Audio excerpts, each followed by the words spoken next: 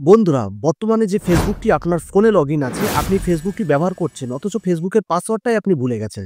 তো কিভাবে সেই ফেসবুকের ভুলে যাওয়া পাসওয়ার্ডটা আপনি বের করবেন আমি এই ভিডিওর মাধ্যমে দেখিয়ে দেবো। তার আগে একটি কথা বলে রাখি, আমার আইডিতে যারা নতুন তারা কিন্তু অবশ্যই আমাকে ফলো দিয়ে রাখবেন এবং ইউটিউব চ্যানেল থেকে দেখে থাকলে আমাকে কিন্তু সাবস্ক্রাইব করতে ভুলবেন না। কারণ এখানে কিন্তু সর্বক্ষণ নতুন ভিডিও আপলোড করা হয়। তো চলুন ভিডিওটি শুরু করা যাক।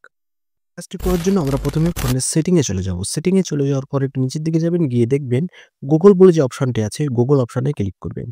ক্লিক করার পরে এমন একটি ইন্টারফেস চলে আসবে। এখানে দেখতে পাচ্ছেন ডান দিকে অল সার্ভিস বলে যে অপশনটি, ওখানে ক্লিক করবেন।